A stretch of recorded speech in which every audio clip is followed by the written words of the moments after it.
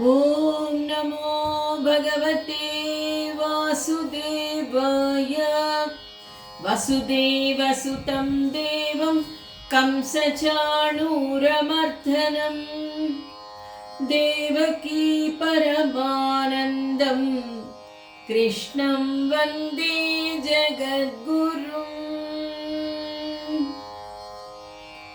देवदेवोत्तमा నాకు దిక్కు నీవే ఎప్పుడును, దేవదేవోత్తమా నాకు దిక్కు నీవే ఎప్పుడును. ఏ వివరము తెలియ ఏమి సేతునయ్యా, దేవదేవోత్తమా.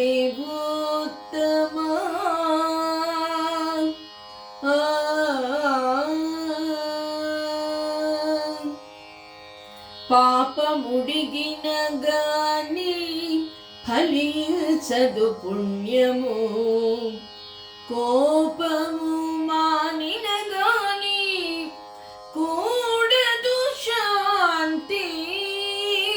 పాపముడిగిన గాని ఫలించదు పుణ్యము, కోపము మానిన గాని కూడదు శాంతి.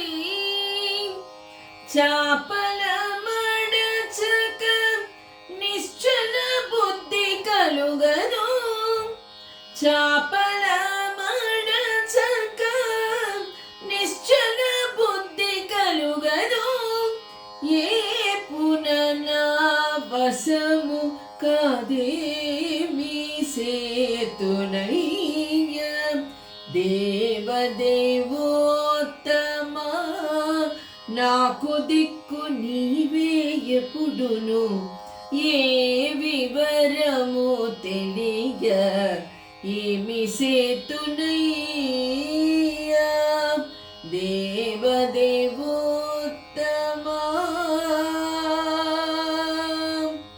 దేవదేవోత్తమా.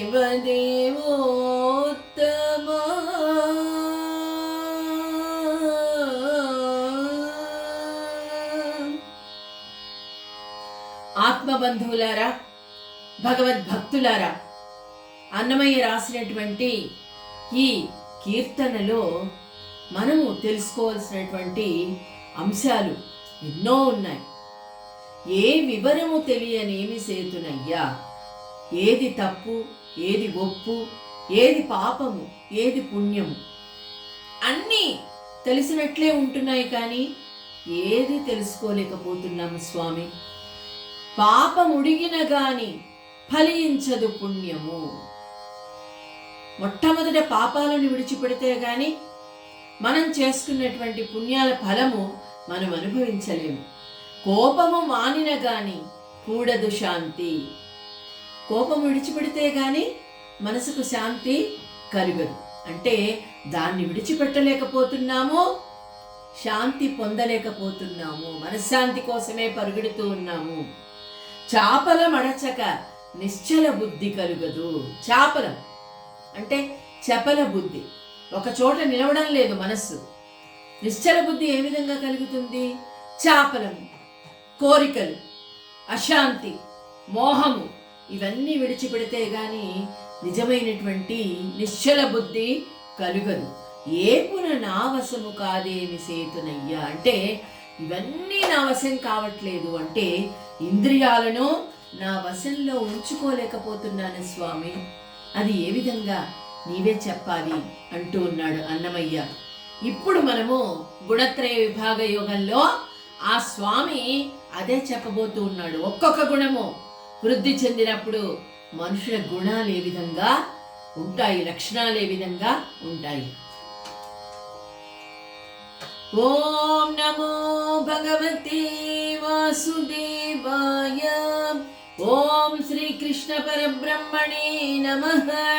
శ్రీమద్భగవద్గీత చతుర్దశోధ్యాయః గుణత్రయ విభాగయోగః. శ్రీభగవాన్వాచ లోభః ప్రవృత్తిరారంభః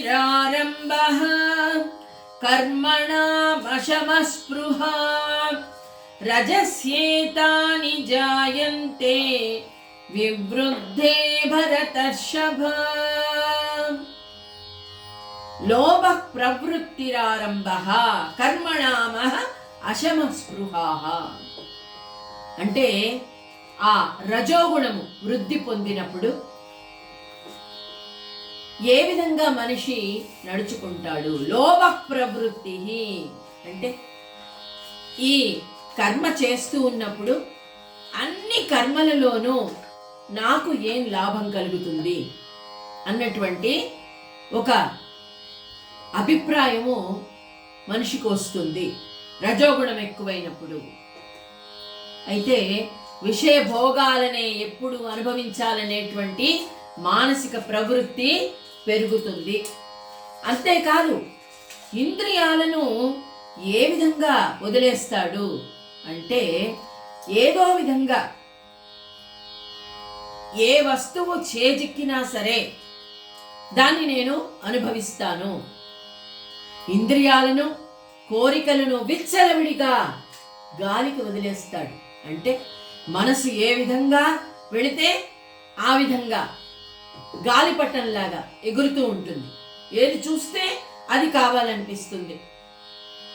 ఏ భోగం చూస్తే దాన్ని అనుభవించాలని కోరుకుంటాడు. నిర్బంధం లేకుండా ఆ మనస్సులో కోరికలని వదిలిపెడతాడు. కోరికలే గుర్రాలైతే అని పాట మనం వింటూ ఉంటాం. ఆ కోరికలకు పగ్గాలు లేకపోయినప్పుడు విచ్చలవిడిగా వదిలేసినప్పుడు ఏ విధంగా ఉంటుంది మానసిక ప్రవృత్తి? ఏదో కావాలి, ఏదో కావాలి, ఏదో అనుభవించాలి. అంతేకాదు అర్జున ఏ విధంగా అంటే ఒక తలా తోకా లేనటువంటి పని ఏది పడితే అది చేస్తాడు. లోభ ప్రవృత్తిరారంభః కర్మణామశమస్పృహ. ఒక్కొక్కప్పుడు అంటే ఒక ఫలితాన్ని ఆశించి చెరువులు తవ్వించాలి, అలాగే బావులు తవ్వించాలి, భవనాలు కట్టాలి, నాకు ఇది ఇస్తే నేను నీకు ఇది ఇస్తాను స్వామి అని మొక్కుకుంటూ ఉంటాడు దేవుడికి. ఈ పూజ చేస్తాను, నీకు 108 కొబ్బరికాయలు కొడతాను నా కోరిక తీర్చినట్లయితే. అంటే దాని మీద దృష్టి ఉంటుంది, అంతేగాని భగవంతుడి మీద దృష్టి ఉండదు. ఒక లోభత్వంతో కూడుకున్నటువంటి ఒక కోరికలతో ఒక లాలసత్వంతో ఉంటాడు రజోగుణంతో ఉన్నటువంటి వాడు. దేవాలయాలు కట్టిస్తాను, అశ్వమేధ యాగాలు చేస్తాను, అలాగే యజ్ఞాలు హోమాలు, ఈ విధంగా అంతే ఉండదనమాట. ఆశకు అంతే ఉండదు. తను ఏం చేస్తున్నాడో కూడా మర్చిపోతాడు. పారలౌకికము ఐహిక సుఖలాలసత్వం మీదే దృష్టి ఉంటుంది. ఏది ఏమైనా కానీ అంతఃకరణం ఎప్పుడు కూడా దాని మీదే ఉంటుంది. ఈ విధంగా శాశ్వతమైనటువంటి సుఖాభిలాష లోపిస్తుంది. ఈ విధంగా మానవుని రజోగుణం ఎక్కువగా ఉన్నప్పుడు ఎప్పుడైతే దేహపాతం జరుగుతుందో అప్పుడు మళ్ళీ మనుష్య శరీరంలోకి ప్రవేశిస్తుంది ఆత్మ. ఎందుకంటే కోరుకున్నటువంటి కోరికలతోనే మరణించాడు జీవి. మళ్ళీ వాటిని తీర్చుకోవడానికి ఒక మనుష్య శరీరాన్ని ఆశ్రయిస్తుంది. మళ్ళీ ఆ కోరికలన్నీ తీరాలి కదా, సుఖాలన్నీ అనుభవించాలి కదా. ఉదాహరణకు నేను ఒక మంచి ఇల్లు కట్టుకోవాలనుకున్నాను, పెద్ద భవంతి అనుకున్నాడు అనుకోండి. ఆ భవంతి కడుతూ ఉన్నప్పుడే ఆ మనిషి మరణిస్తాడు.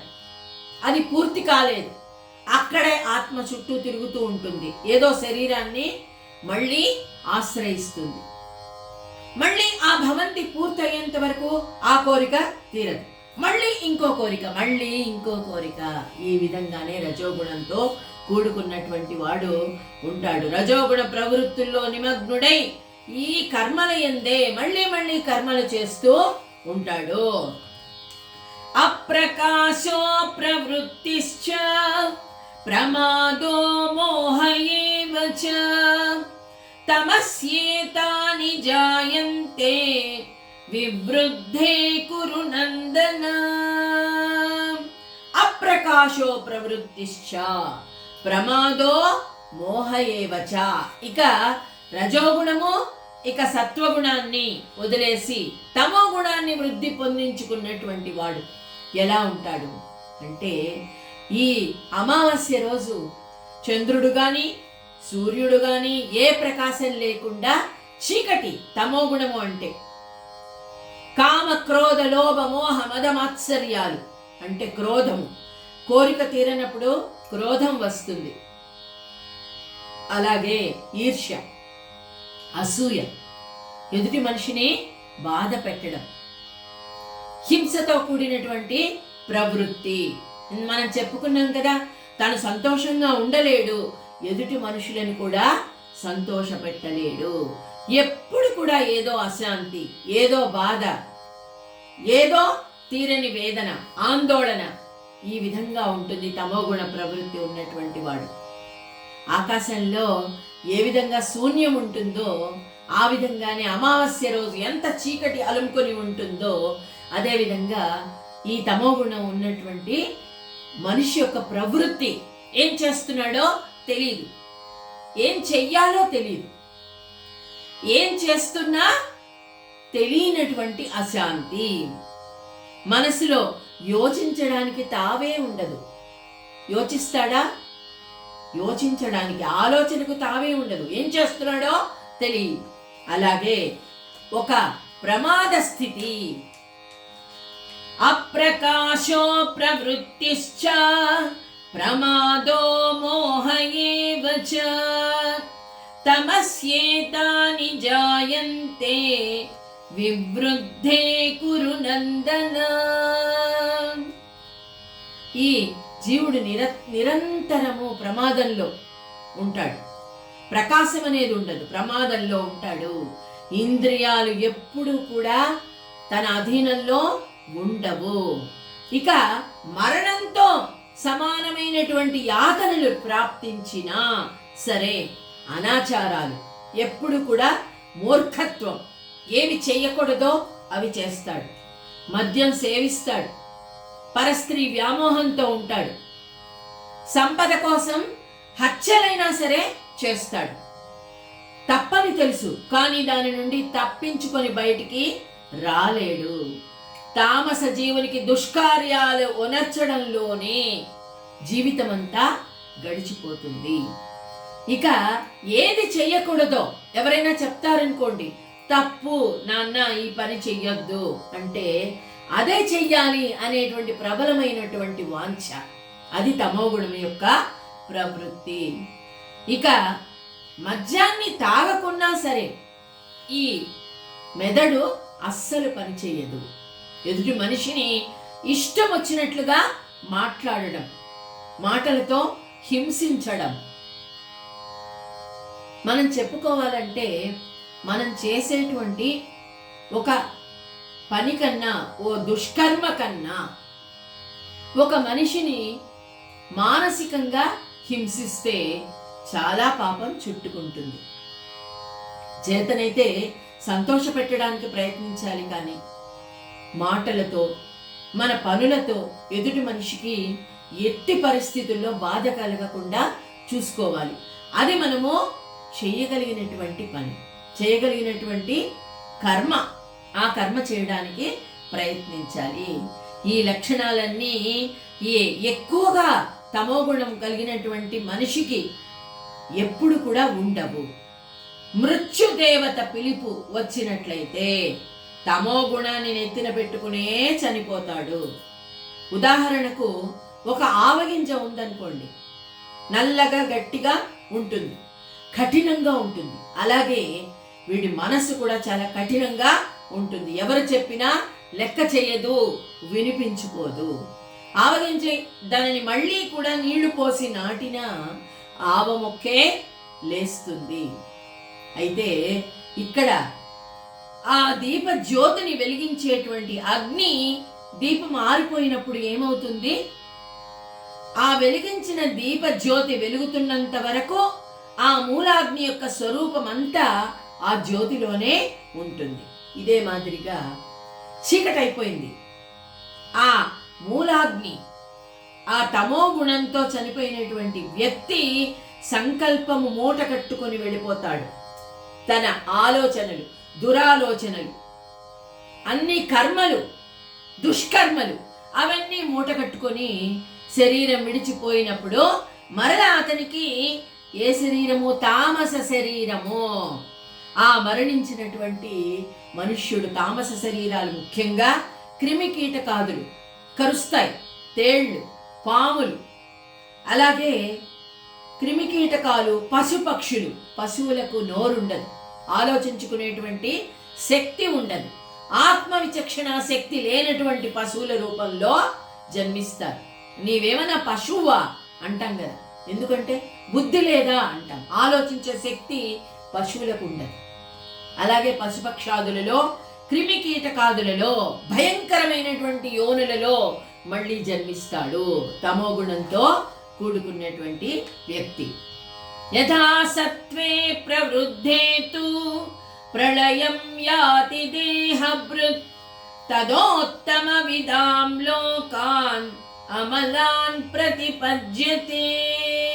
యథా సత్వే ప్రవృద్ధే తు, సత్వగుణం వృద్ధి చెందించుకుంటూ ఎవరైతే మరణిస్తారో, ప్రళయం వచ్చినా సరే నిశ్చలమైనటువంటి మనస్సుతో, ప్రశాంతమైనటువంటి మనస్సుతో, సత్వగుణాలతో, ఆ సాత్విక తేజస్సుతో ఎవరైతే మరణిస్తారో తదోత్తమ విదాం లోకాన్ అమలాన్ ప్రతిపద్యతే.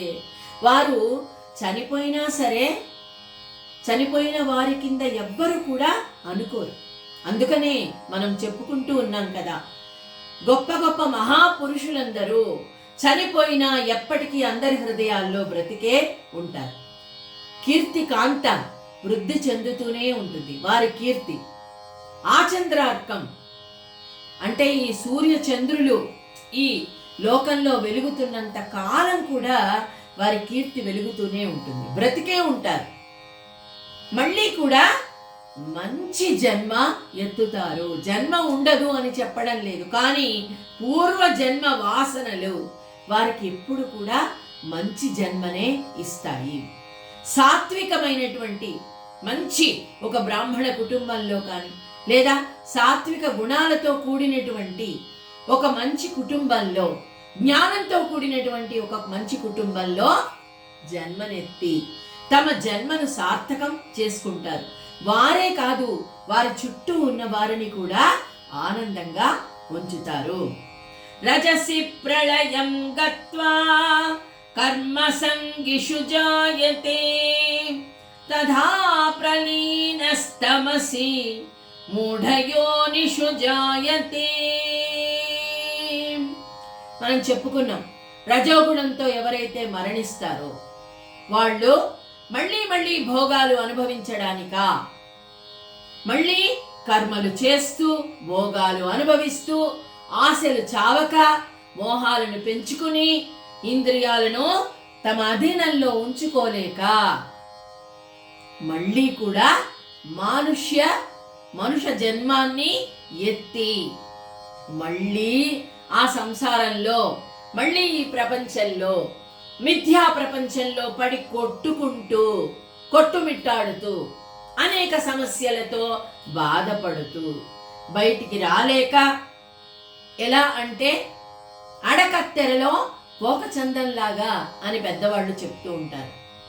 అడకత్తెర మధ్యలో ఒక పోక చెక్క ఎలా నలిగిపోతూ ఉంటుందో అలా ఈ సంసారంలో నలిగిపోతూ ఉంటారు ఆశలు మోహాలతో.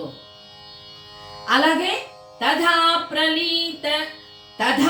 ప్రలీనస్తమసి మూఢయోనిషు జాయతే. తమసి తమో గుణంతో మరణించినటువంటి వారు ఏ విధంగా ఇక మూఢయోనిషు జాయతే, మూర్ఖత్వంతో ఉన్నటువంటి వాళ్ళ ఒక యోనిలో జన్మిస్తారు. వాళ్ళ తల్లిదండ్రులు కూడా మూర్ఖులుగానే ఉంటారట, వారి కడుపున జన్మిస్తారు. అంతేకాకుండా ఒక పశుపక్షాదులుగా, అలాగే భయంకరమైనటువంటి క్రిమి కీటకాదులుగా. చూడండి, కాలువలలో, మురుగు కాలువలలో ఎన్నో క్రిమిలు ఉంటాయి. అదే ఆహారంగా సేవిస్తూ ఉంటాయి. అందుకే అంటారు, పాపాలు ఎక్కువ చేసుకున్నట్లయితే ఒక క్రిమిగా పుట్టి ఆ కాలువలలో పడి ఆ దుర్గంధాన్ని సేవిస్తూ దాన్ని ఆహారంగా తీసుకుంటూ బ్రతకవలసి వస్తుంది. కాబట్టి ఈ సత్వగుణాన్ని మాత్రమే మనము పెంచుకోవాలి. రజోగుణ తమో గుణాలని మన అదుపులో ఉంచుకోవాలి. అందుకు ప్రయత్నం చెయ్యాలి అంటే ఏం సాధన చెయ్యాలి? సత్సంగత్వం. సత్సంగత్వే నిస్సంగత్వం, నిస్సంగత్వే నిర్మోహత్వం, నిర్మోహత్వే నిశ్చలతత్వం, నిశ్చలతత్వే జీవన్ముక్తి. భజ గోవిందం భజ గోవిందం గోవిందం భజ మూఢమతే. మనందరము కూడా మనకు ఈ మంచి శరీరాన్ని భగవంతుడు ఇచ్చినందుకు, ఈ కారణ శరీరంతో మనం ఆ భగవంతుణ్ణి శక్తి ఉన్నప్పుడే భజ గోవిందం అని మనసారా ప్రార్థిస్తూ మన జన్మను సార్థకం చేసుకుందాం. ఓం శ్రీకృష్ణ పరబ్రహ్మణే నమః.